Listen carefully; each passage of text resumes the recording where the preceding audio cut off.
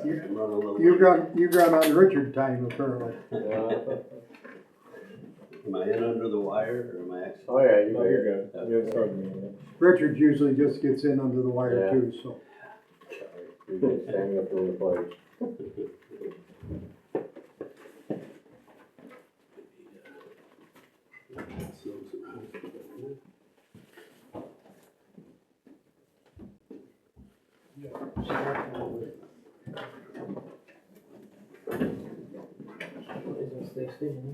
About 30 seconds to go, see there.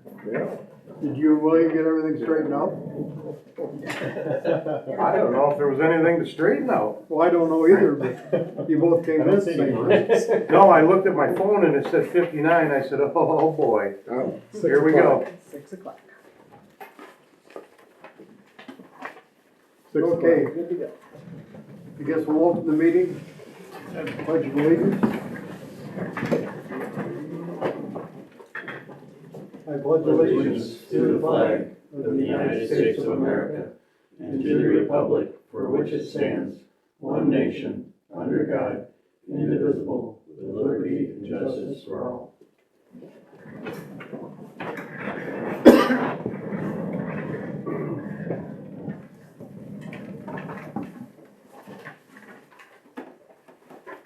Okay, we'll have a roll call. Denny Sands. Here. Mark Stanley. Here. Jeff Jeffco. Here. Richard Luckowitz. Here. Callan Welsh. Here. Joshua Snyder. Here. All present. Okay, do we have any additions to the agenda?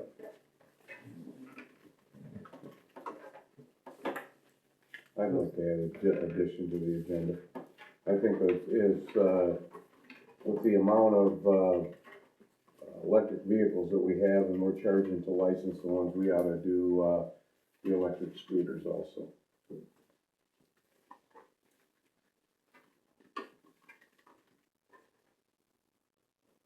Is it discussion item? Is a discussion. No official action.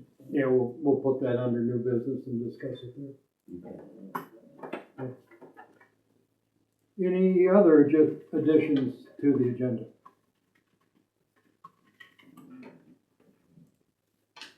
Having none, do we have citizens addressing the board? We'll Need approve a the motion agenda to first. approve the agenda. I motion to approve the agenda. I'll second. Thank you, again, good thing you're here. Okay, Motion second, get the vote. thank you. Do we have a roll call, or we need a roll? All in favor? All in favor will work. Aye. Opposed? Passed. Now, can we have any citizens addressing the board? Doesn't look like anything signed up. Nothing? Okay.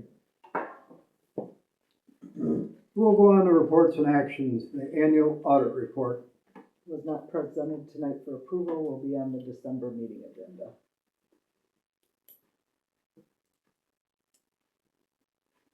Okay. We have a TIP district presentation by Jerry Foster from the Resource Bank. Good thing you got here when you did. Pretty quick. Huh? Yeah. Maybe it'll take a few minutes. So, yeah, I don't know about presentation. I was asked, Callan Welsh asked if I would come and speak about TIFs. There's a lot of information on TIF districts, so I'm just going to try to provide a bit of an overview. To be honest, I've tried to explain TIFs a few times in the past, and I'm not sure I do a great job of it, so I actually just printed some stuff offline, and hopefully the board members got a presentation that I forwarded a couple of days ago that was by some communities that are doing really good work through TIF districts. So I'm just going to hit on the overview. The first part of this, I just, and did everybody get a handout, by the way? Stapled creatively. Just because I printed on both sides. So, you know, being cheap with the paper, I guess. But, okay, so I'm just going to run through the overview. The first thing here is just something that if you Google TIF districts for Illinois, this is what you're going to find. And I just want to hit on a few of the things. So it's a specific geographic area that you designate as the TIF district. The EAV in that area has been frozen for the purpose of allocating property tax revenue. So I'm not going to read all these bullet points, but you can see the one thing that I would say on this sheet of information that is maybe not quite accurate, bullet point number 6. After the TIF district expires a maximum of 35 years, TIF districts are 23 years in Illinois. They can be extended for another 12 or another period of time. So, Jerry, can I ask you a basic question first? yeah. What is a TIF district? What does Okay, it so encompass? Is it TIF the village limits? Is it the, Yeah, so I'll explain that as we go here a little bit, but it's tax increment financing, okay? And it's a tool to create dollars to invest back in your community.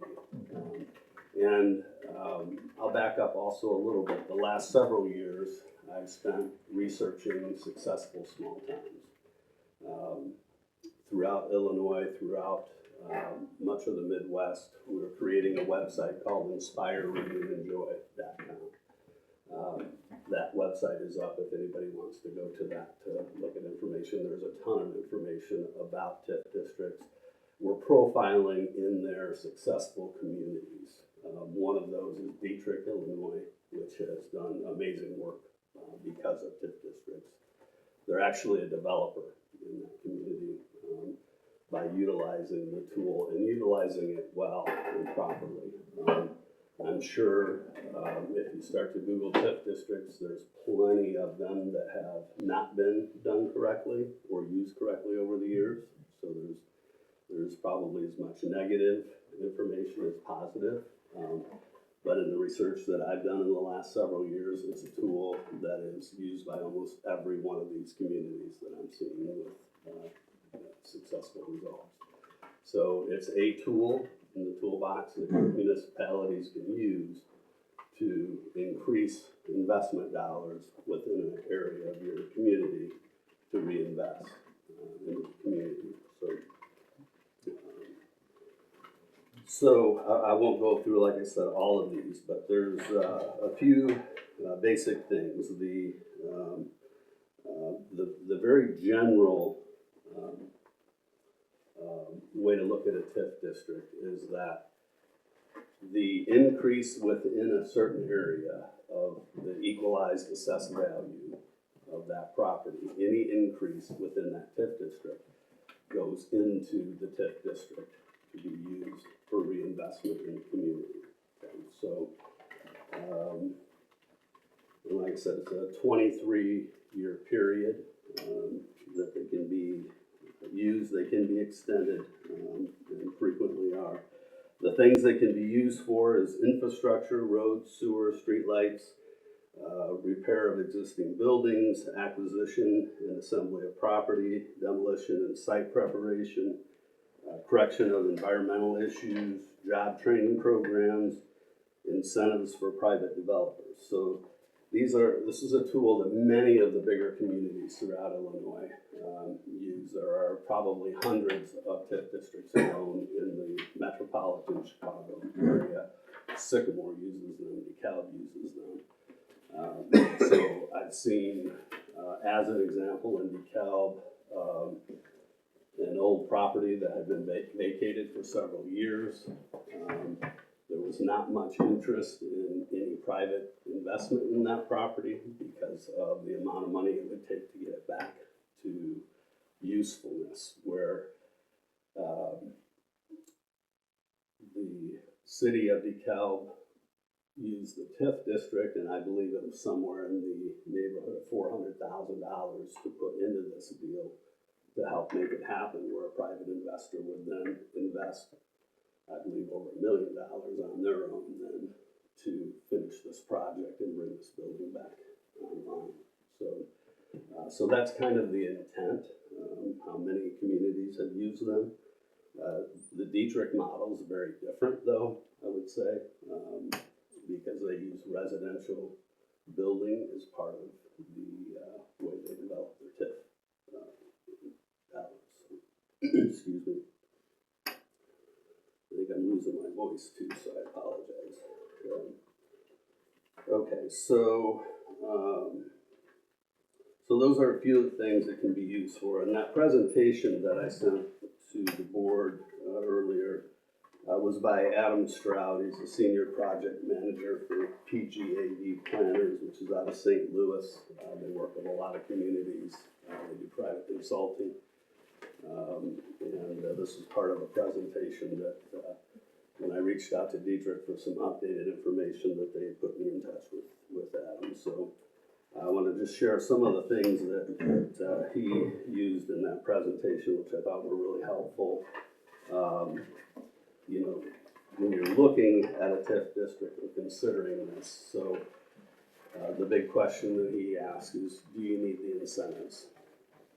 You know, do you really need that to make it grow, to make that happen? So here's a few questions that he asked. An area with opportunities for new construction and or renovation, do we have that in the community? Is there a need for public improvements and infrastructure? Does your community plan or propose economic development? Is the area struggling or blighted? Will projects happen without the incentives? So you guys have to make that decision on Shabbona, but there's a lot of history that we can look at. Can you make a whole village a TIF district? No, I don't believe you can. But I do think you want to be careful to include really important aspects of the community. So just following the Dietrich model, they just recently built a health and wellness center, several $1 million that's right next to their school. Because their school in that area was part of the TIF district, I believe they were able to use some of those funds for that project.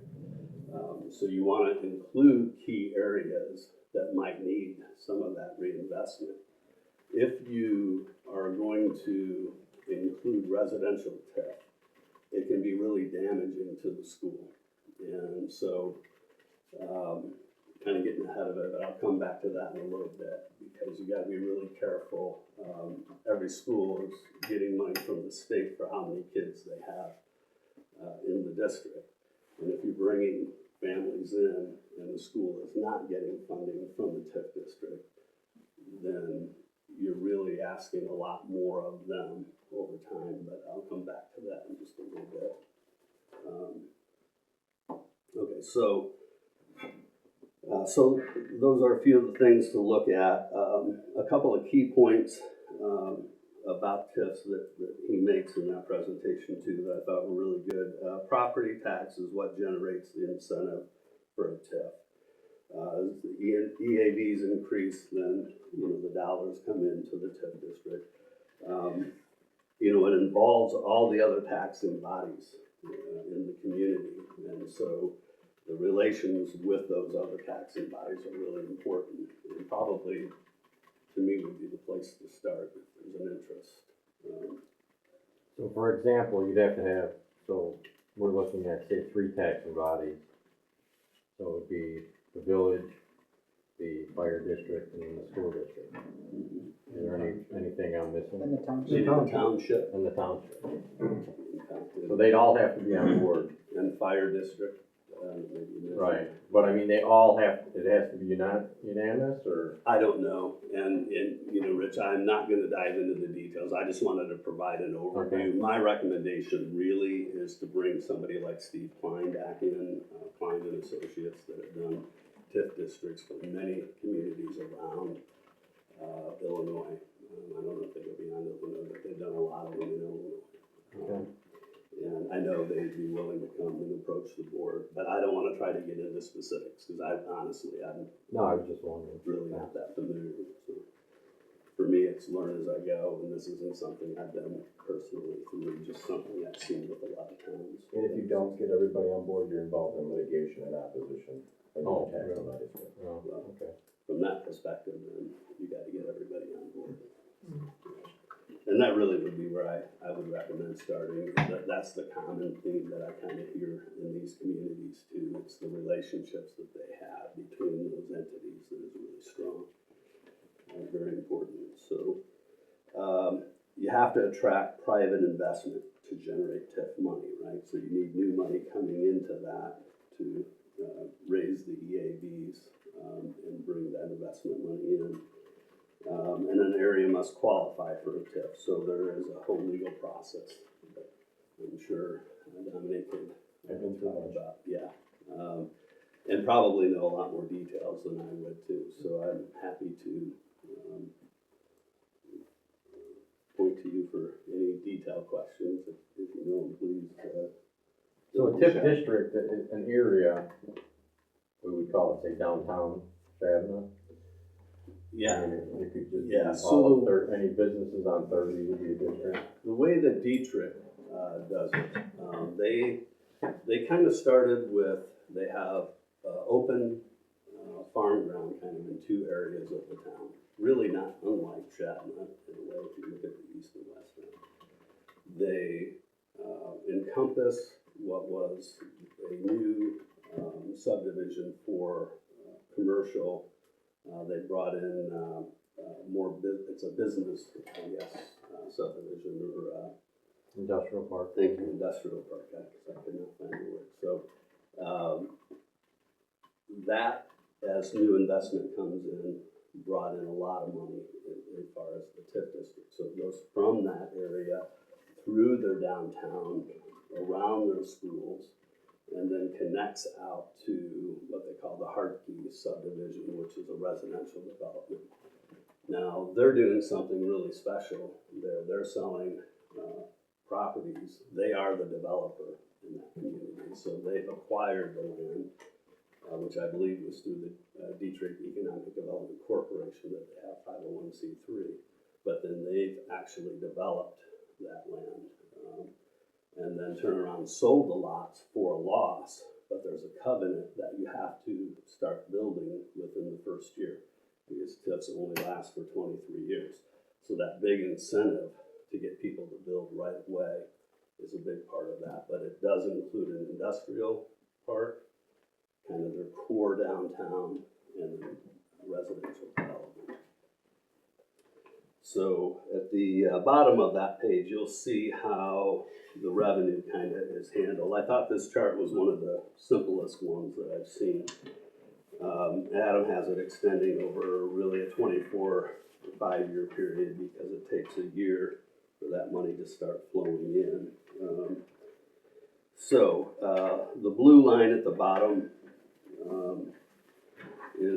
represents the current tax dollars within that district, okay?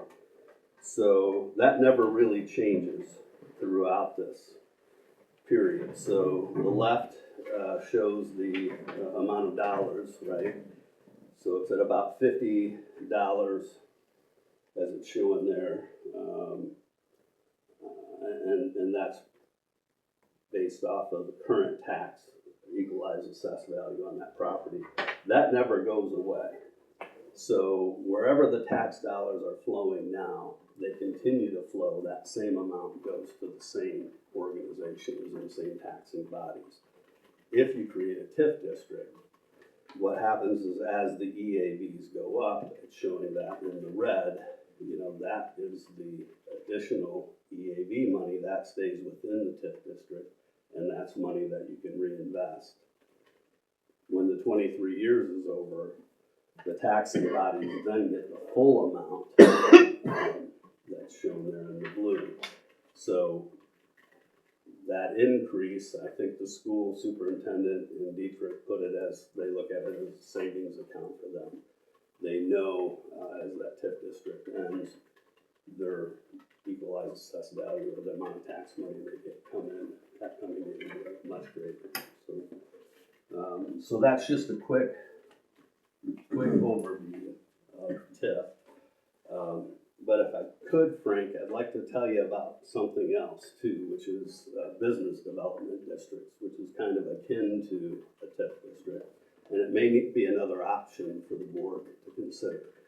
Now, I haven't seen this in as many communities because they're fairly new. I don't know, Dominic, if you've been involved in these. Okay, It so, allows you to put a additional sales tax on a certain area. yeah, so kind of like the TIF district, you would have a set geographic area. Okay, so for Shabbona, that could be, I would think you would want to include both gas stations, right? Because that's your primary source of tax income. So it would allow you, though, to create a business development district. It may not have as, and I don't know because I haven't seen these play out, but I don't think you have the potential problems that you would with a TIF district as far as a school district is concerned, because it wouldn't apply to a residential property. So if you created a business development district and included the gas stations, it would allow you to create a 1% local tax. I think you have to do it in 0.25% increments. Yeah. Sycamore district. Yeah. Even if we have a 1% tax Already? already? You know, I don't know. It goes on top of it. You won't be able to attach it to motor fuel, but you would be able to attach it, to all retail sales. We have an additional 1%. We did a 1% in 2017. It's in addition to In your addition. sales tax. You create the district and it creates another, and some businesses don't like it because it puts them at a bigger, unfair, disadvantage because $10 paid there is gonna cost everyone else, or $100 is gonna cost everyone else $2 here instead of just another dollar. The extra tax. One advantage for Shabbona is a lot of that is through traffic, transient traffic going through the town. I didn't bring demographics, but I know it's several thousand vehicles a day. Well, that was the rationale for the added 1% tax. Yeah. So what the business development district, it's the same kind of checklist of questions that you would run through. It imposes that 1% tax.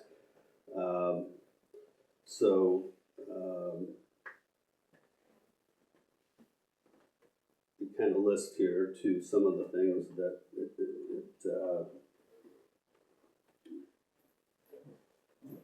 what it's taxing as far as the business district, retail, service occupation, hotel operators tax.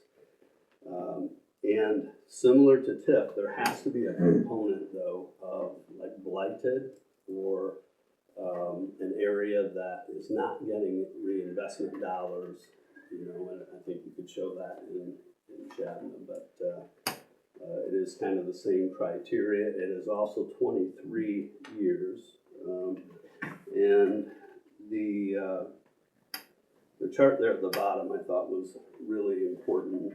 There's a couple of call-outs there as far as the differences between a TIF district and the business development district. With the TIF, you can cover cost of job training.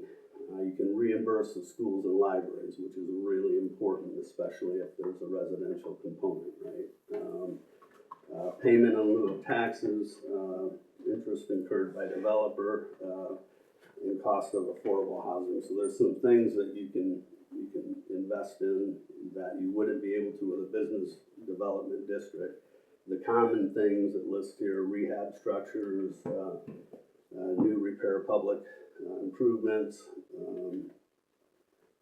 finance costs for debt obligations, cost to administer the program, professional legal services, property assembly, demolition, grading, other taxing district cost, relocation cost, and marketing.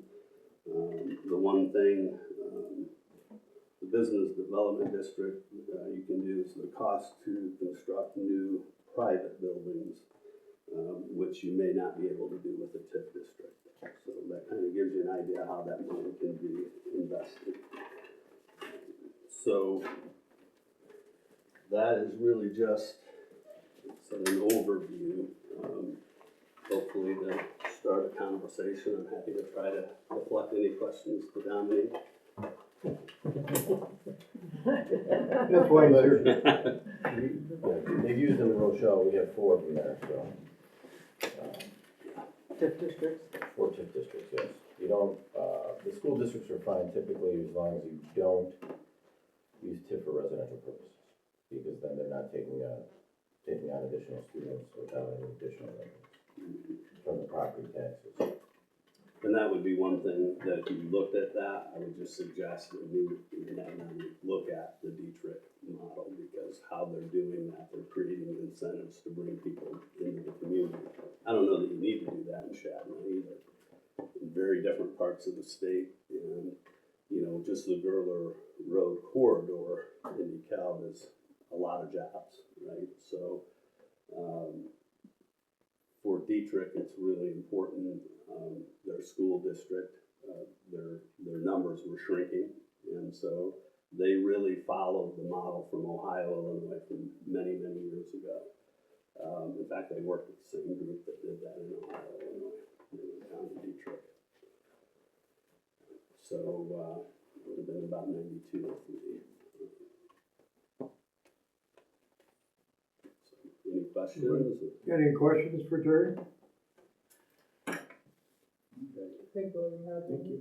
I have a question. So the incentive that this provides to businesses, is that basically the additional tax revenue will reinvest it back into this area, or is that It in can a be. nutshell? Or? As an example, one that model I really thought was successful in downtown Havana, Illinois. They were able to utilize their TIF funds to make a facade program. Okay, so they took it a step further. A lot of towns have done facade programs, will help you fix up the front of your building, decorate, that type of stuff.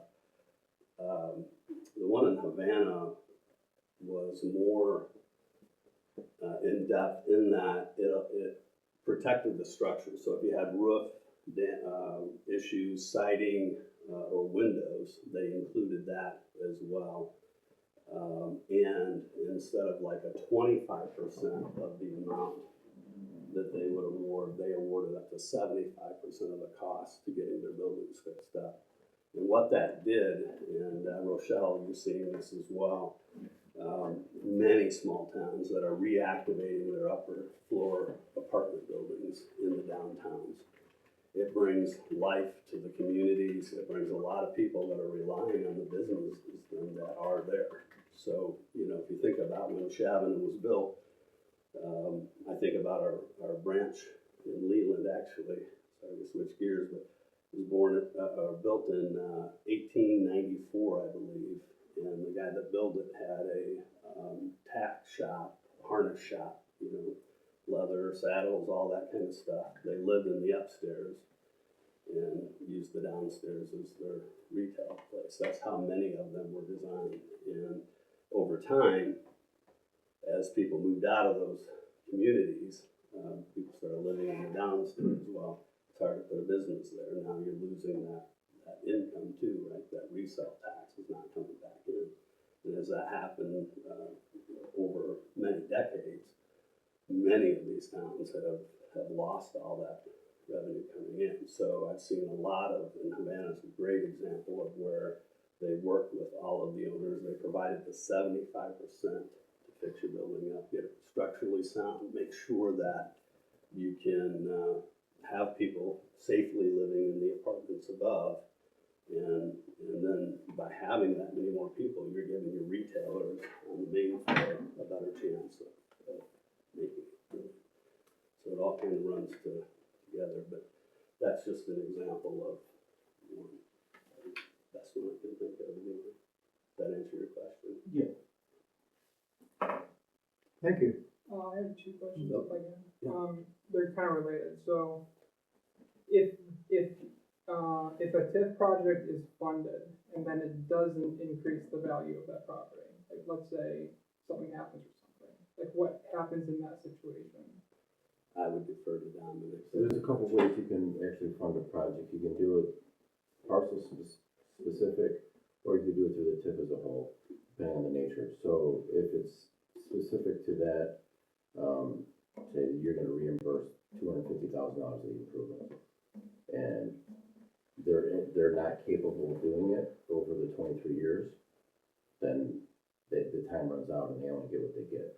If you go over the TIF as a whole, then there's a couple ways to fund the TIF. One's with the increment, so you can take bonds out, pay for the projects, and then use the TIF increment to pay back the bonds. But in your example, if you use the TIF as a whole, your EAV is gonna go up, because also as part of those TIF agreements, the recipient has to waive any challenges to their tax assessment. So if the assessor comes in and says, okay, you did a great job, your $5,000 tax bill is now $20,000 a year, they can't go in and challenge the assessment. Okay. So that's part and parcel of it, but they're also getting essentially a rebate on all of that to fund their project. So it usually never happens where the EAV doesn't change, because otherwise they wouldn't do the project. Yeah.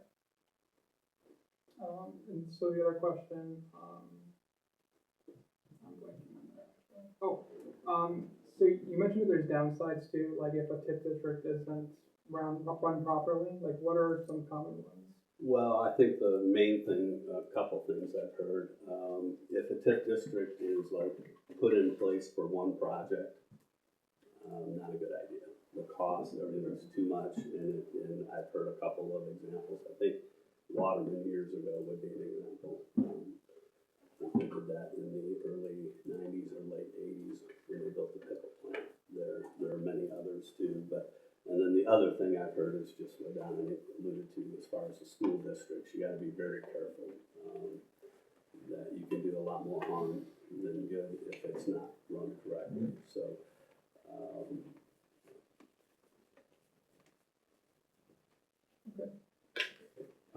Dominic, would you, like, how complicated is it to set up a TIF district? Do we need to like hire a consultant to?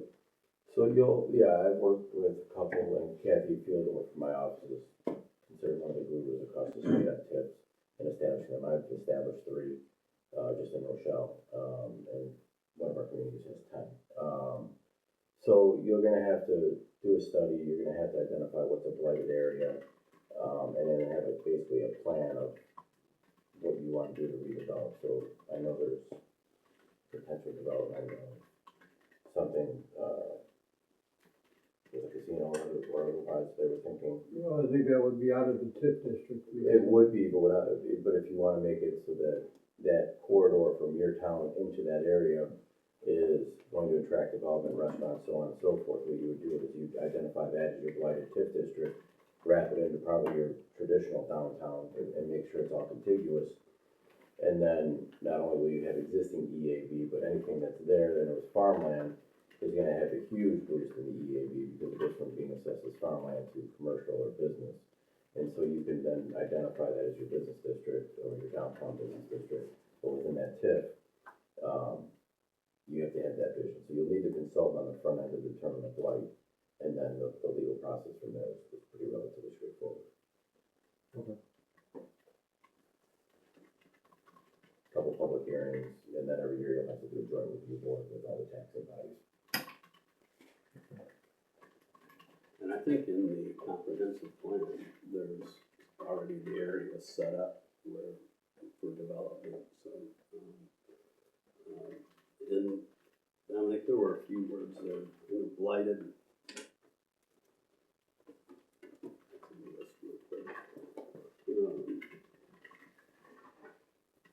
Anything involving an old quarry, the decommissioned quarry, automatically qualifies.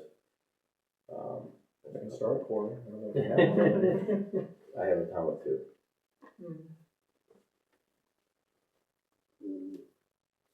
Flooding's another one to get you there. Well, it just says struggling or blighted. Yeah, I'm not sure. But I think there's a couple other things that would. And the I know municipality it's can use it too.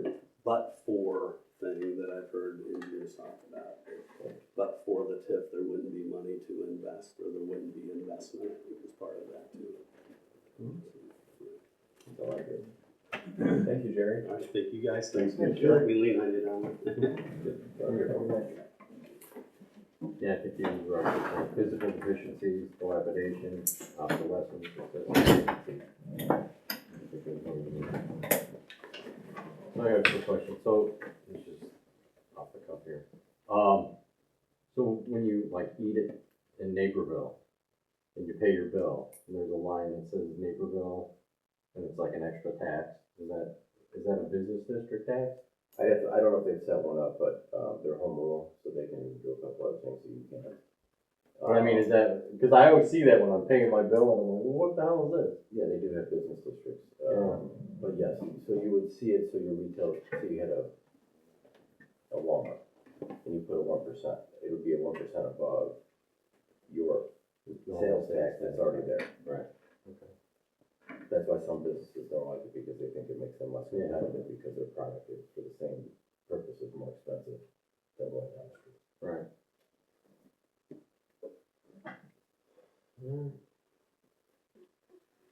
Anything else? Okay. Next thing is the village president's report, and, I did have Jen send you out the obit for Tom Melton. I don't know, many of you guys know Tom. Tom was active in the Lions Club, the Legion, the Masons, and he passed this last week. Just wanted to make you aware of that. And I guess that's actually all I've got. And you did get, I think you all did get, so. Lost another good citizen. Yeah, it was a good guy. Seems like it's happening way too often.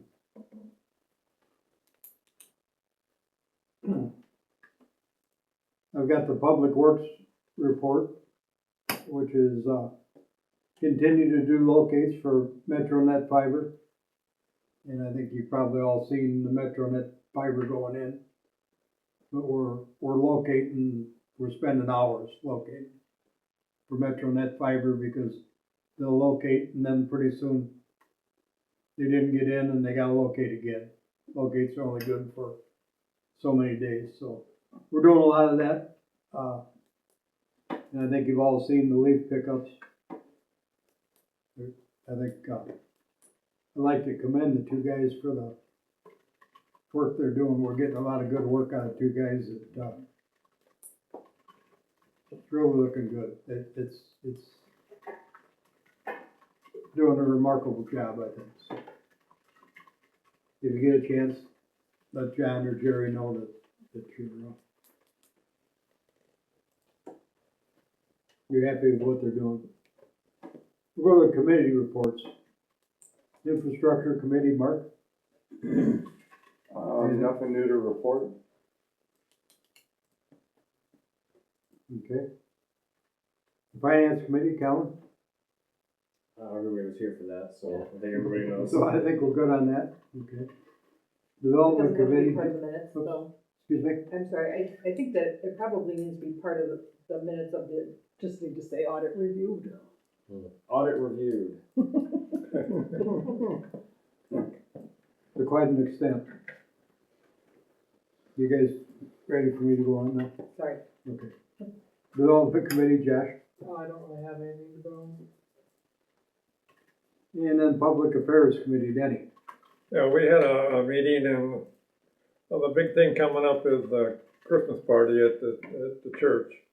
And we're gonna need a lot of helpers, and we appreciate it. Any of you that can come down, either, when are we gonna start, late in the morning, and So, Friday the 5th is set up, starting at 9:30 at the church. I also am working with Ryan Maloney. There's a group of volunteers possibly that's gonna be helping from Village Bible Church with some stuff. We haven't fine-tuned when and what yet. We're working on that yet.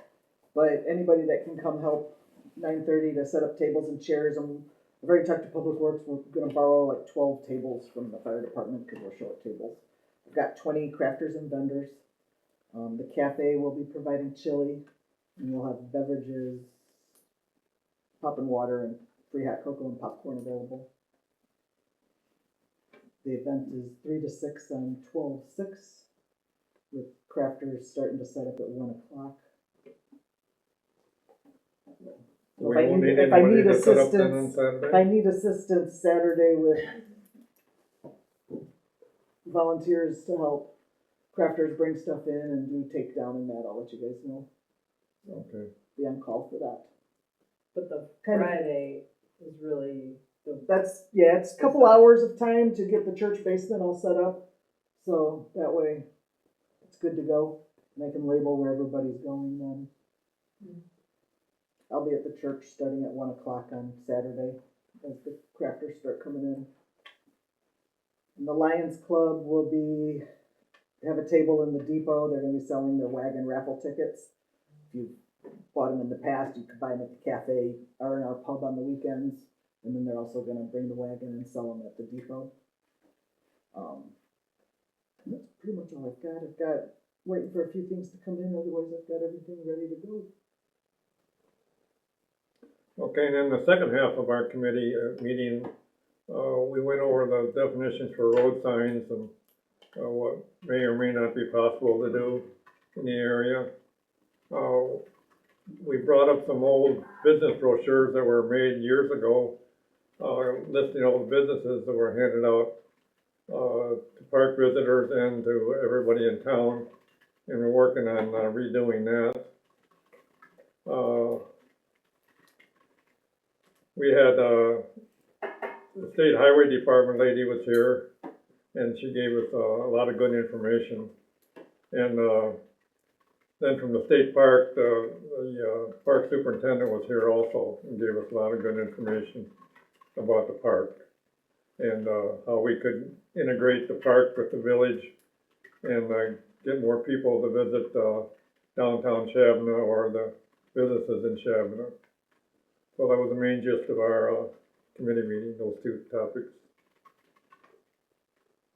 Any questions? Okay, we'll move on to the sheriff's report then. Anybody got any questions on the sheriff's report? So, when it says Shabbona Patrol, that means that's when we're paying them to be in town? We usually pay the sheriff's department for 15.5 hours of dedicated patrol to Shabbona Per week, per week. right?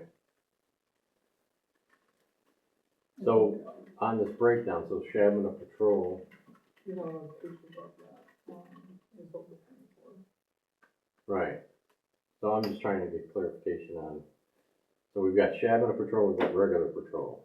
So they did 3 calls on the Shabbona Patrol In the hours that they were dedicated to that they were Shabbona. dedicated. So then we have something that's called house business checks.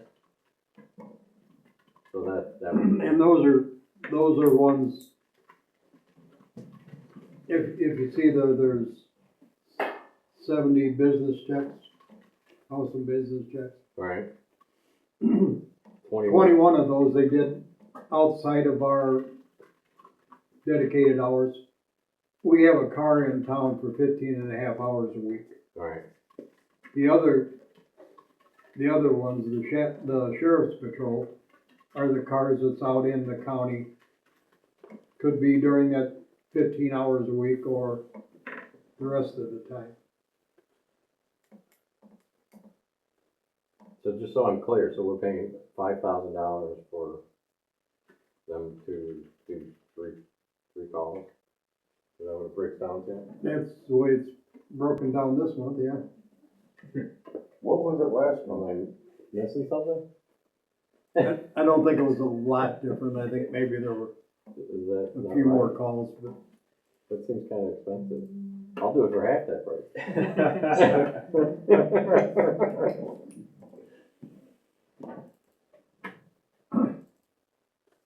I've asked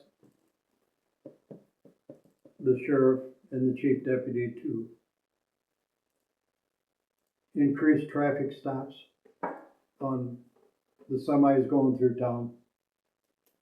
And we seem to have a real problem on Preserve Road with the speed of the traffic going through there. I've asked for that. I've also asked after school to add patrol to try to slow the kids down leaving school. They wanna get the hell out of there, but they need to slow down too, so. Yeah, I don't know exactly how this works. It says there's 17 traffic stops and 0 traffic arrests. I'm not sure how that breaks down. Maybe Denny's got a little more better clarity on it, seeing as how you come out of this organization. Oh, sure, yeah, and I'd like to address Richard's comment there about only, 3 incidents and whatever. How many incidents did they prevent from happening when they seen a squad car in town? How many children leaving the school in the wintertime, they stop throwing snowballs at cars or at each other, or somebody gets hurt, runs in front of a car. There's so much of police work is prevention in the first place, not answering the call. Right. Okay, and what was your question? That was my question. It's, the first look at it, it's pretty expensive per call. Yeah, And, but you don't wanna look at it per call, you wanna look at it as possible prevention or Visual probable deterrent. prevention, deterrent. Well, on the other hand, I will back up what Danny says. I see him sitting downtown and you see brake lights. So when I go by the semis, they're definitely locking their brakes up when they see the squad car. Maybe we ought to see if we can rent a squad car also. Just buy a shell and I got an old uniform you can wear. Get a cardboard cutout. Yeah, there you go. Get a cardboard cutout. There's a couple of freeways that they're notorious for having done that on in Texas. They just leave their cars Yeah, there. they literally just have a car that's just been left there for years, yeah. well, there you go. Well, they do that in construction zones all the time, normally too. They'll just leave a squad car up there, Maybe the we ought lights going. to purchase a squad car from them the next auction. Probably can do that. I'd like to see maybe more activity, at least on our 15 and a half hours a week. And I do realize, Danny, there is a value to them just being in town, but I think the more they stop people or stop, I have a real problem with the garbage haulers going through town. Man, they're getting paid by the load and they're going. I'd like to see some more of those stop. And once one garbage hauler sees the sheriff sitting along the road, all of them know he's there, so, yeah, the brake lights are on. So maybe he could be a little more clandestine, let's put it this way. That he gets one and then he goes out and gets a kid and comes back and gets another semi-truck. We'll talk about it. They've been very, Yeah, they'll do anything you they'll do suggest. what we want. Yeah. We just gotta determine what that is, I guess. They got rental programs. So, But I guarantee you, it's cheaper than, having a full-time. oh, yeah. yeah. And I think we should be pretty happy that they don't have anything to do when they're in town. Yeah. So I think we're good that way, so. I will talk to the sheriff and we'll see if we can get that stepped up just a little bit. Let's go on to G, the village clerk. We need approval of the regular board minutes from October 16th, 2025. Make a motion to approve. My second. Roll call? Mark Stanley, Yes. Kellen Walsh, Yes. Josh Snyder, Yes. Richard Blackowitz, Yes. Jeff Jeffco, Yes. Denny Sands. Yes. Motion carried. Okay. Item number 2 is required annual trainings. So everybody's been given, I've handed out to everybody, employees and elected officials, the required annual training, sexual harassment and cybersecurity. If you have any questions, please let me know. You could read through the trainings, turn in the completed certificates by November 30th. Put them in the drop box at the office if it's closed, or come visit the office and drop them off. I turned mine into Frank. Yep, I got yours. Okay. So, I didn't let you down. Thank you, Frank. I just have one employee and I think three trustees left to do them. So, but I appreciate it, so, it's our required annuals. So every November I give them out.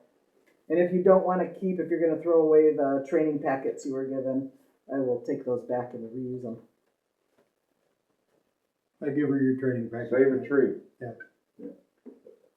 And then I did hand out, it's not on here, I did hand out the contact list. There was a couple updates made on the back side of it to some of the vendor stuff, so I gave an updated one out. Don't ask me what the updates were, it's been a while since I did them.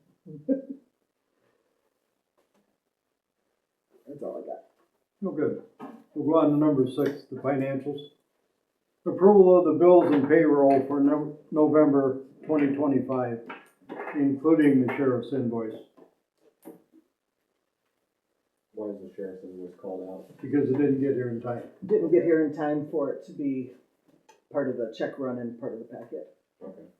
And that should just be what the, total amount is on page 3.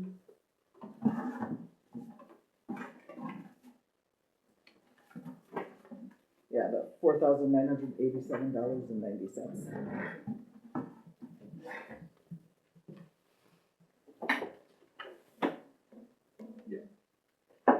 Okay, could I have a motion to approve the bills and the payroll? Make a motion to approve it. And a second, please. Roll call vote, please. Roll call to approve the November 2025 bills and the sheriff's invoice. Mark Stanley? Yes. Jeff Jeffco? Yes. Denny Sands? Yes. Richard Lekowitz? Yes. Callan Welsh? Yes. Joshua Snyder? Yes. Motion carried. Okay, then we have the treasurer's report for October, excuse me. As of 10/31.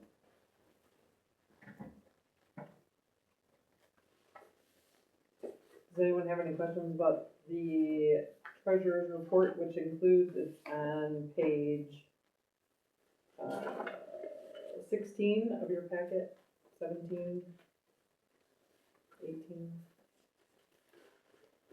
18 is revenue. That's, so one thing that's interesting is that right in the middle of the page is the 1% sales tax. And then the 1% non-home rule, so that's $24,000 a month. And it would be both of the sales tax that would, the non-home rule also, that would be, with the business district, that would go up another 1%, so it would double that. No. Well, if it's 1%, you'd get double, but it doesn't go to the village, it goes into that district. That's what you're asking. Oh. The village does not see that. Oh. The village, because it stays within that business district to promote. I see, to go back into Yeah. I see. Yeah, the village, it doesn't go to the general fund. Gotcha. Well, good. Yeah. The investments, eventually you make them, but not the special tax.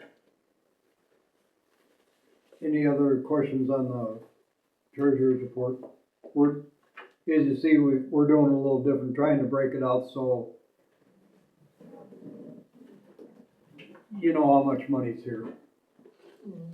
We've seen bigger numbers on that, but the general combined about accounts are $378,000.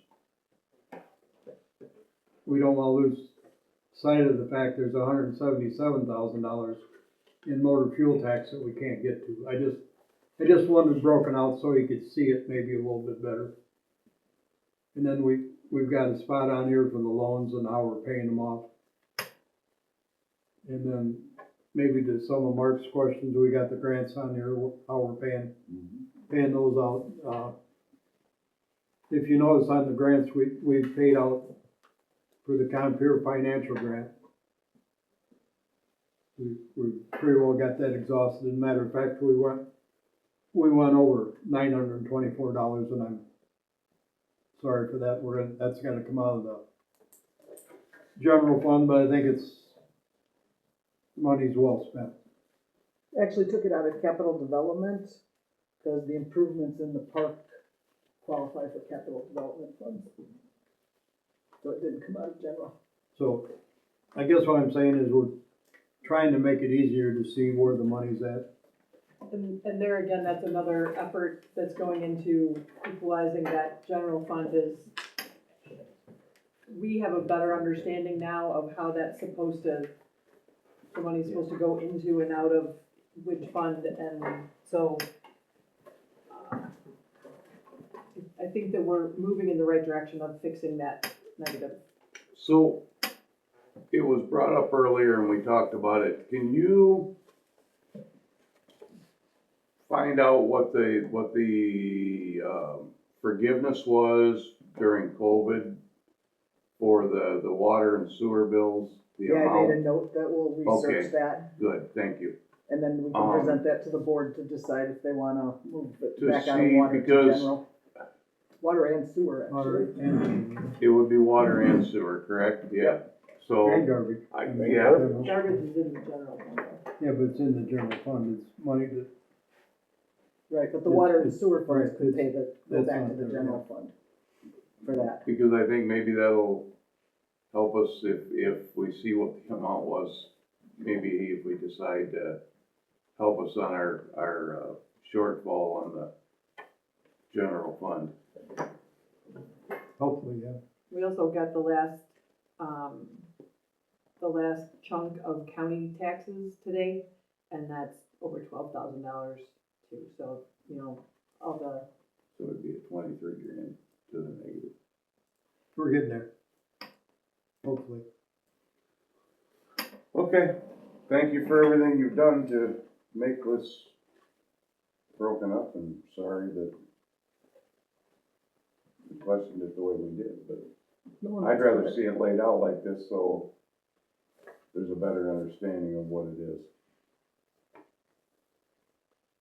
Also in your packet tonight, we have as far as a question Jeffco asked is, we need to be able to tell people where the money was spent. Can And we we tried to put that together. accept the treasurer's report first? No, No, it's not, I got a couple questions.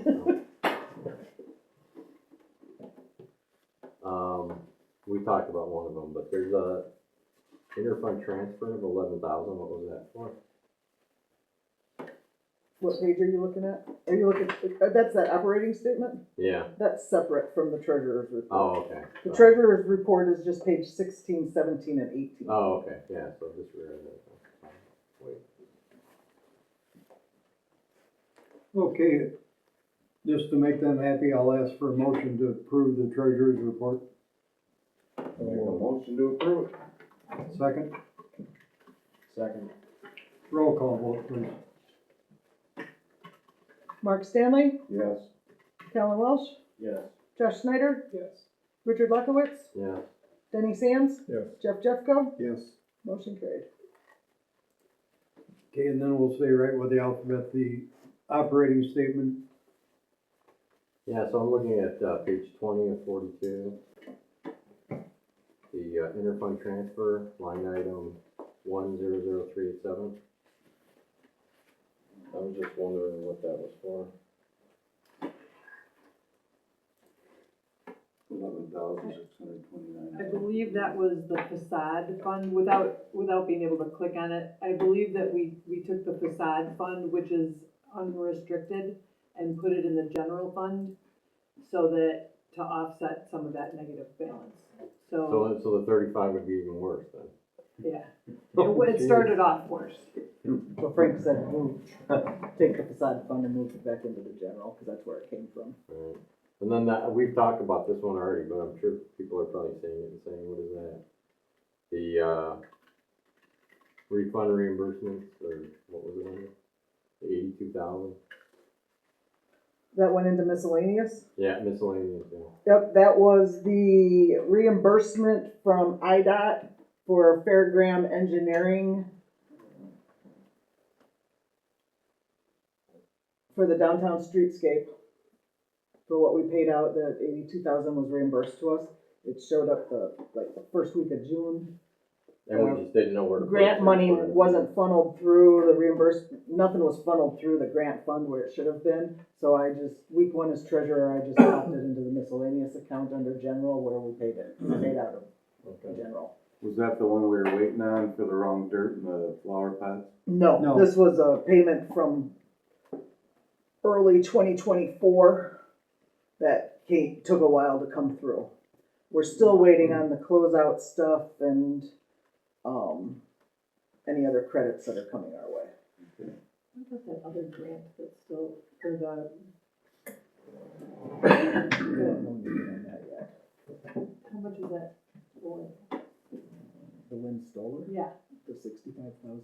65, and that would go, So there was a grant from Senator Winstoller in 2022-ish into 2023 that he awarded the village for infrastructure. The village did everything right in processing it through the state system, SAMS or GATA, wherever it is. And it got stuck in a loop downstate, and they just kept saying, it's out for bond, it's out for bond, it's out for bond. And then when Senator Ariello came with his chief of staff, Nancy, I mentioned it to them, and she did some research, and they have restarted the issuance of that grant to the village. It's downstate again. So, but we're not in the 1.5 year of it's out for bond phase, and Nancy Naylor will help us follow up if it takes too long to go to the next step. But it's only been a month, yeah. not even a month, Yeah. so the state doesn't move that And what's fast. that grant for? That was $65,000 and it'll be general fund. Once we get it, I think It was it was for the Apache Street, which is already paid for out of general, so this would be reimbursing us back. Okay. There's also a second interfund transfer for $40,188. What page? Uh, Oh, 21. It's at the very bottom of roads and bridges. yeah, that's part of the fixes from the audit, because that's under grants. And there was all these weird things in grants that shouldn't have been there, that were never expended out of grants, and little amounts plopped in there. And the interfund transfer transferred it back out of there, because the only true funds in the grant that should have been there were the 32,500 Okay. And where did that money go? general. Okay. But of course, it's all still in that account, it's the intermingled account. So it just got earmarked instead of as part of the grant spending, it's now part of the. It helped reduce the negative number. By another 40,000? Mm. So we'd actually be at what, like 85, 90? I wanna say the initial negative in the grant fund was over $130,000. Yeah. $100,000. After that money was taken from the general to the water fund that was supposed to be in the water fund.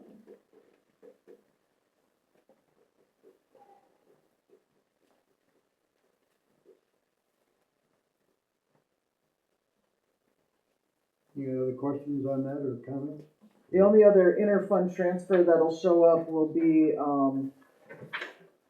debt reduction, or it's not probably an interfund transfer, but I moved from water to debt reduction, the loan payments we paid this fiscal year, because they all should have come out of debt reduction, and going forwards, they're all coming out of debt reduction.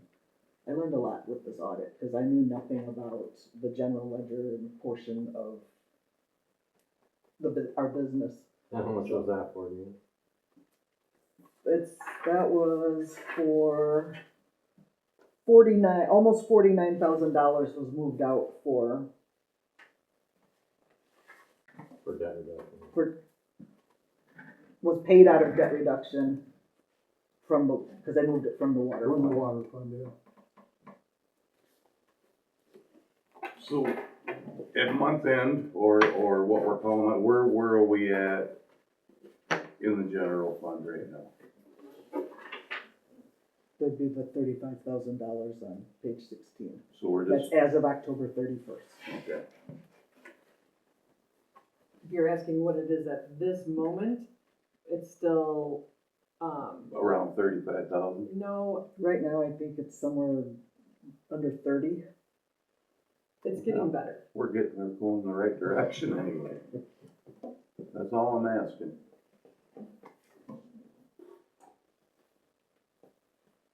The changes through the audit have really caused a lot of this that we're looking at now. But it's good we're looking at it. Exactly. And again, I'll say I don't think it was looked at previously. So thank every one of you guys for getting into it and looking at it and caring about it. And Angie and I are working really closely on Thank you what's too, going where, what's for coming putting up where, with and us, for asking the trying questions that we to asked. make sure that we're doing it right the first time and that we're not having, now that we're getting past this whole audit phase and knowledge gained since the first week of June should be a lot better. And I think what Denny Accurate-wise. mentioned, that it was pretty much kept secretive before, as a member of the board before, we're not gonna do that anymore. I don't like secrets. Everybody here is gonna know where we're at, and if you choose not to use the information, that's on you, but Yeah. you're gonna have the exactly. information. Exactly. It's not gonna be held close to the vest like it was previously. Yeah. Do we have to approve the No. expense report? No. That operating statement Angie provided, that we were just looking at, that was, that's a better option of a quarterly report than the one we did last time, so she found this one in the system. So that'll be the one that every quarter, the fourth month after the quarter, it'll come out so you guys see exactly where we're at. If you want it more frequently, that can happen too. And Callan, you had talked about kind of, operating, so that's a pretty good estimate of one quarter, or a pretty good, not estimate, representation. It is the representation of what we spend in one quarter and the revenue that we have in one quarter. So, when you're, The operating statement. yes, And if the finance committee wants to see that more frequently, it can be run more frequently, the whole board can see it more frequently, but I think we we're probably. required to do it quarterly, so, but we'll do it whatever you guys want. We can run it for each I'm speaking meeting. for you, I'm sorry. I don't think that's a problem. Want to run it for each meeting? Sure. We need to get on top of this, so. Okay. The project expense report, as I started to allude to, is just, that's where the money's went. Jeff, you want to know where the money's went? Yeah. I'm not sure that's all of it, but it's some major parts of it. Whether it was a good expense or a bad expense, I've got my own opinion. You guys make up your opinion. Right. But it's there for you, and I think that's what you asked for, isn't it? Frank, I got a question. When does our fiscal year begin and when does it end? I mean, is it We go April to May, April to May? Okay. maybe. May 1st to April 30th. May to April, yeah, backwards. It's hard to grasp that when you're looking at a calendar year. That, I know there's other municipalities that have changed to a calendar year, but we're May to April. Yeah. So we're back trolling now to April to make it correct. We are, yeah. Okay. Mhm. Okay, so we got the project expense report. You guys, One more question. Angie, so the operating statement, are we is this income and expenditures on the same statement? Yes, the, income is at the beginning, the revenue is at the beginning. So it would be page 20. okay? All the accounts are 300 accounts for revenue. But this is more than one quarter, right? This is 2 quarters? Mm-hmm. Yeah. Yes, you're right. 3 quarters. Yeah, you said 1 quarter. I was Yes, like, nah, it 3 could be- months. Wait, No. so what, that would, That'd be it Six would months. have to be It'd have to be May, June, July, August, September, October. Yes. So yeah, 6 2 months. quarters. 2 quarters. 2 2 quarters. quarters, yeah. Yes, 'Cause you had you're said right. 1 and I was like, no, I can't do Yeah. that. So all, I get stuck, I'm in education, so I get stuck with fiscal year starting in fiscal year. It's not, wait, July. yeah. all of the 300 codes are revenue and everything else is expenses? Mhm. Okay. Yeah, 300's a revenue, 400's payroll expense, and 500 is all of our other expenses. Okay. And then, of course, there's like 500, 600s, and then operating lease equipment, miscellaneous, broken out different. Could you, in the future, break that out by, so I can get a total for expenditure and total for, revenue? So I think it's just adding everything together here. I can, yeah, and then it would go by fund also, so all of the revenue for the general fund is at the beginning of the general fund section. And then there's revenue in the capital improvement and revenue in the debt reduction.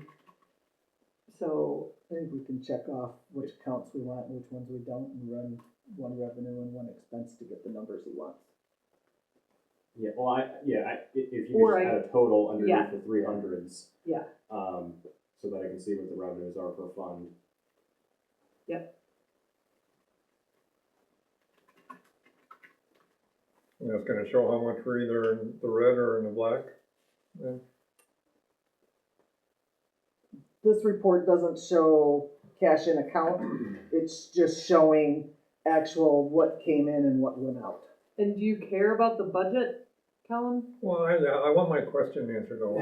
Are we, I didn't mean It to. won't show a negative. Are we negative or are we positive at the end? This report does not say that. This report has what the revenue that has come in and the expenses that have gone out. We can total each of those columns and compare, but right now, this report does not say whether we're in the red or the black. When would we get a report that would say that? I think Danny wants a report that would say Page that. 16 in the I do packet. too. Yeah, if you're asking if our revenues are higher than our expenditures on an operating basis, then yes, they are. If we do nothing, the general fund will go into the black over time. Repeat that again, I lost you If you're asking if our operating revenues are higher than our operating expenditures, then they are. there. They are, okay, Yeah. okay. Thank you. I do concur with that, but Good, because eventually. otherwise I would look like a 4%. Well, and the budget numbers on here are the appropriations, and that as you switch to actually budgeting, they would become the actual budget numbers. Because And right we now are- in the system, We're gonna do that. appropriation and the same number carries into budget, so we can go to appropriations and then the budget column would actually be a true budget. And Angie, to answer your question, yes, I do appreciate having the budget figure there. Okay. That does give a good idea of like what, you know. And what that's we're- essentially what was spent last year. Yeah. Or earned. And we're gonna have that for 2 years, the actual number, so we can budget for the coming year. Okay. We're gonna get away from the appropriation side of this. I think that's where some of the confusion to the prior board come in, because they appropriated money, and then they thought that was the budget. Can we get away from doing the appropriations? Or No. We still have to do We them, still have to but we're gonna appropriate. run off of a budget. And I think they were running, the board members that didn't care about looking into it like we are now, we're looking at the appropriation number. And as long as there's monies in the appropriation number, let's spend it.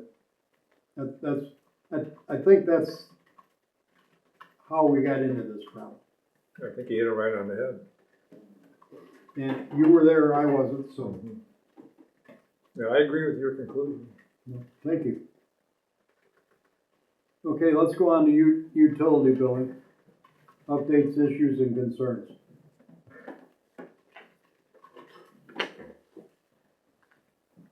The first thing on that is the resolution 2025-1120R2 to request to waive the utility bill for 712 Moccasin Drive. The bill is page 26 in your packet. It is out in Richard subdivision. It's garbage only, and the remaining occupant of the house was the wife. And in early July, she went into assisted living. So the house has been vacant. They had an auction. The house is pending closure for a sale. So her kids asked her to ask if we would waive the garbage fee since they put no garbage out since she moved out. So that is what this is. It's for you guys to. Yeah, I make a motion that we waive that. I second it. Roll call, please. Richard Lockowitz. Yes. Mark Stanley. Yes. Denny Sands. Yes. Jeff Jeffco. Yes. Josh Schneider. Yes. Callan Welsh. Yes. Carol will be very happy.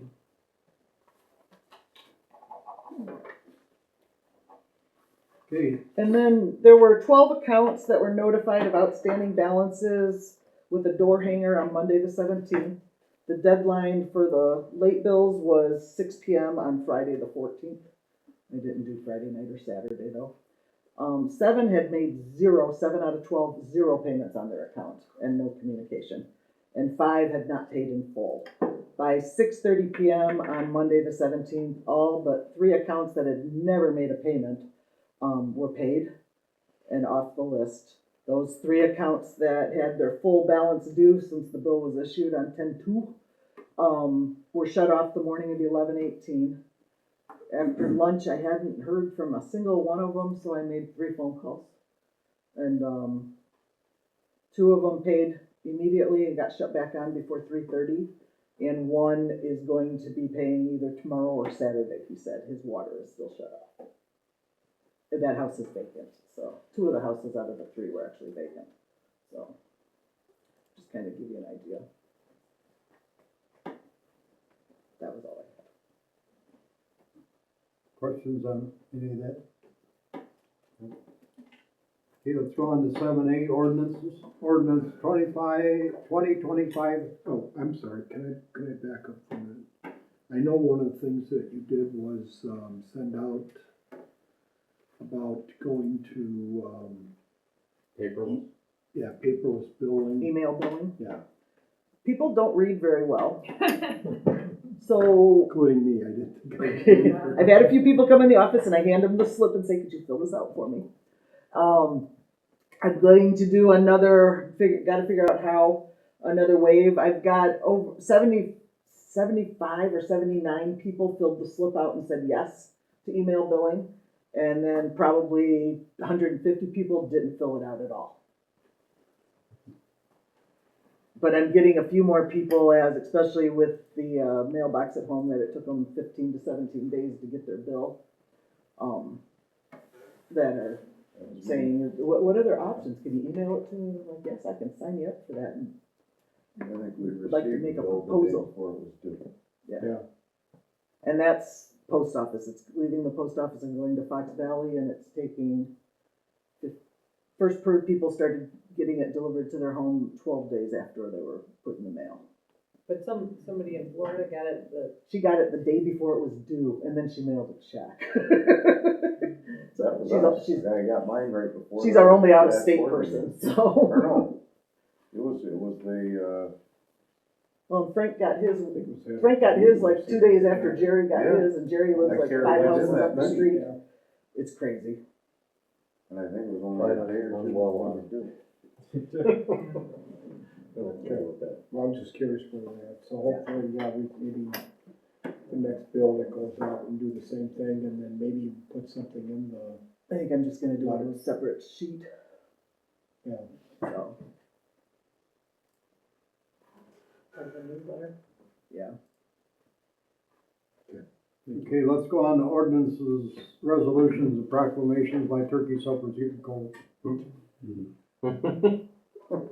Ordinance 2025-09-18B, amending chapter 8, building and building regulations article. I believe, Dominic, you looked over this ordinance and made some changes in it. Yeah, most of them are. Well, somebody did. Yeah. You built it, so Oh, shoot, so you can speak to it then. It did change a little bit. So is it good down there? Yeah. Okay. Yes, I shouldn't say it. Okay, so I'd look for a motion to amend chapter 8. I make a motion to amend. Second. Roll call. Mark Stanley, Yes. Callan Welsh, Yes. Richard Luckowitz, Yes. Jeff Jeffco, Yes. Denny Sands, Yes. Josh Snyder, Yes. motion carried.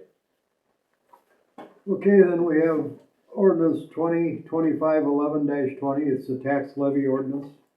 We had quite a go around on that. But I think we got it down to where we want it now. And Well- Dominic did review it.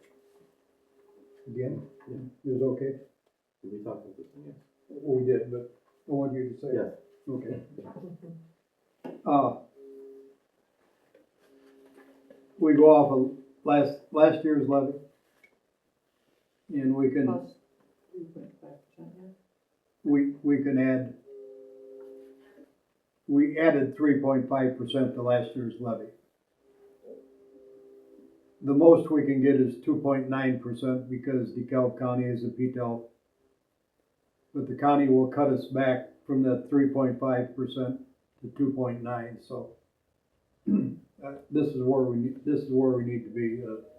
The total levy, including the library, is $164,057.29. So with Dominic's approval. Make a motion. Yes, yes, You said this, yes. well, say it again. Okay. I'd like a motion to approve. So moved. Second? You get a second? I'll second. Any second? Roll call, please. Roll call vote, Jeff Jeffco, Yes. Denny Sands, Yes. Mark Stanley, Yes. Richard Luckowitz, Yes. Callan Welsh, Yes. Joshua Snyder, Yes. motion carried. Thank you.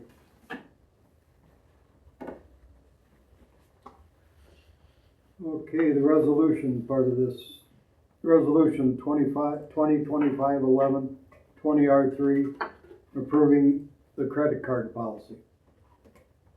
We looked at it and revised this, yes. Make a motion to approve it. Did we revise the one that was previously approved? I make a motion to approve it. He said it's okay. Okay. Second, please. I'll second it. Roll call vote. Mark Stanley, Yes. Denny Sands, Yes. Jeff Jeffco, Yes. Richard Luckowitz, Yes. Callan Welsh, Yes. Josh Snyder, Yes. motion carried. Sharon, the one thing I was gonna look at on your, just the levy real fast. Mhm. You're levying for next fiscal year. Correct? Next tax. Right. Yes, The ordinance or the resolution, I'm sorry, do I have the wrong, in the name of it.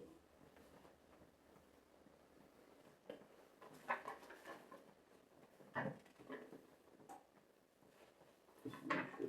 for the fiscal year of May 1st, 2025 to April 30th, 2026? That's this. It's this one, yeah. You're levying for next year.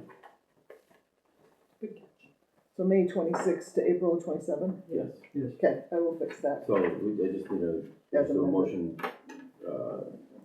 to amend and then, approve as amended. Motion to adopt as amended. Before you get amended, to change. Motion It's to a Scrivener, it's a Scrivener's error, so Second it. that's the motion. Ladybugs are getting hungry too. Roll call. Mark is the second. Roll call, Mark Stanley, Yes. Callan Welsh, Yes. Josh Snyder, Yes. Richard Luckowitz, Yes. Jeff Jeffco, Yes. Denny Sands, Yes. Good catch. Yeah, I was just looking. And then the motion to approve the ordinance is amended. Motion to approve the ordinance as amended. And second it. Roll call. Callan Welsh, Yes. Josh Snyder, Yes. Richard Luckowitz, Yes. Mark Stanley, Yes. Denny Sands, Yes. Jeff Jeffco. Yes. Good for next year. You the man. done now? You guys can go have dinner, please. No, we still got a couple more. Still got it. Resolution 2025-11-20R4, approval to appoint Bill Tripp to the Zoning and Planning Commission. I make a motion to approve it. Second. Do we do all in favor? Roll call. Did we miss a resolution? They did the credit card policy. Oh, We did. Yeah, we did.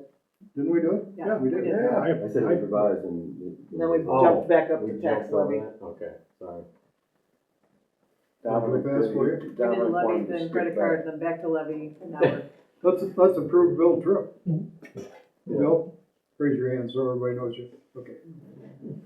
Roll call or all in favor? Roll call. Cool.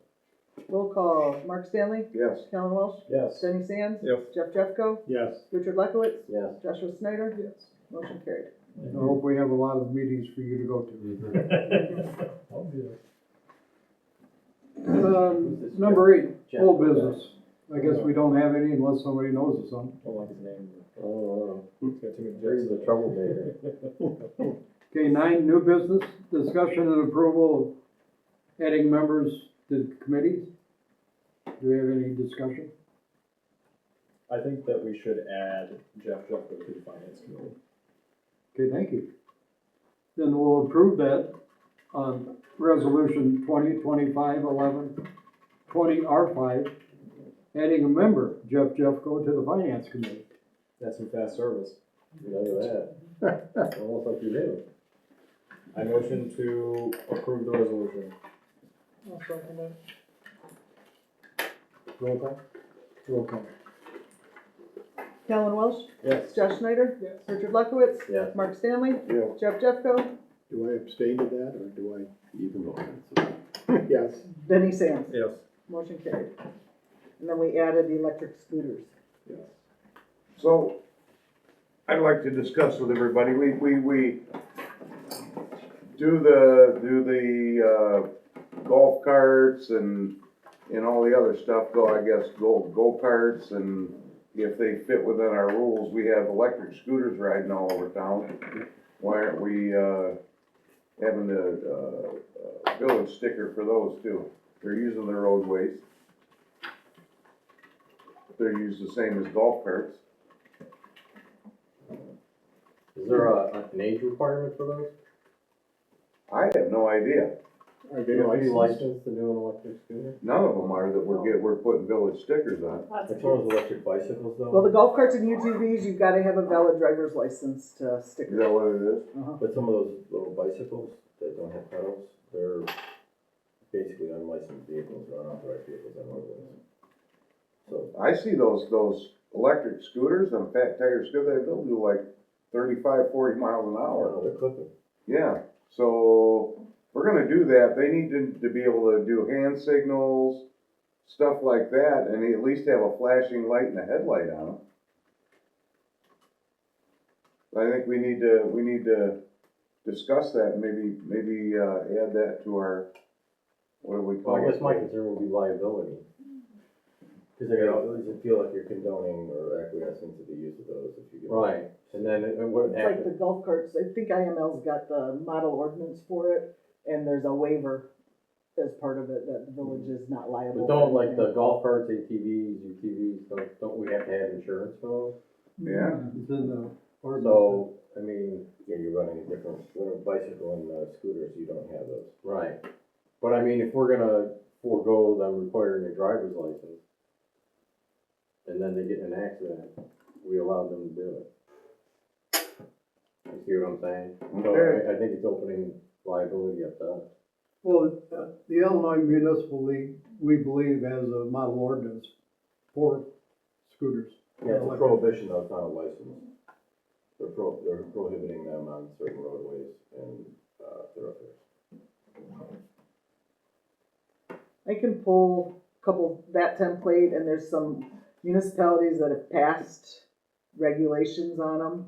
And I Okay. can send a couple samples out to be looked at. Yeah, because Would you please, because, and they're on the roadway. I've actually had instances where they've actually blocked traffic even though they get over the side of the road and they're flying. You don't wanna get up past them because what happens if they wipe out in front of you? The two-wheel scooter. Well, what do you, I mean, are you gonna make a difference between the scooters and the electric bicycles, and, I mean, what? I don't know. I I'll figured send I out the would bring it up samples and for, you guys can, then yeah, let's see committee what, would let's have see to what talk about other it. people are What doing. those model ordinances, Yeah, I'm not a real big fan of a lot more ordinance, but this one I can see value in.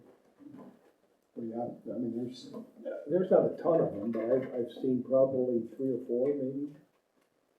a couple of them don't seem to know the rules of the road. No. yeah. Well, they're kids. And I know that there's campers that they bring their electric bicycles Yes, and they'll come into town, and they'll come into the Casey's on their you bikes. know, on their electric bikes, Yeah. and again, Those would be hard to capture. right, Yeah, well, they're not residents, so you know. We'll see what we come up with, how's that? okay. Fair enough. Okay, and my turkey dinner is awaiting, so let's go to number 10, adjournment. I make a motion? Second. All in favor? Aye. Oh, look at that. I totally forgot. Wow, feels like we've been here since. That's what I was thinking earlier, like. Yeah, we've been here, someone's I saw been here my way since down like this. 4:20. I know. We're here for Like, what do I look Hey, I at? tried. I saw your face, I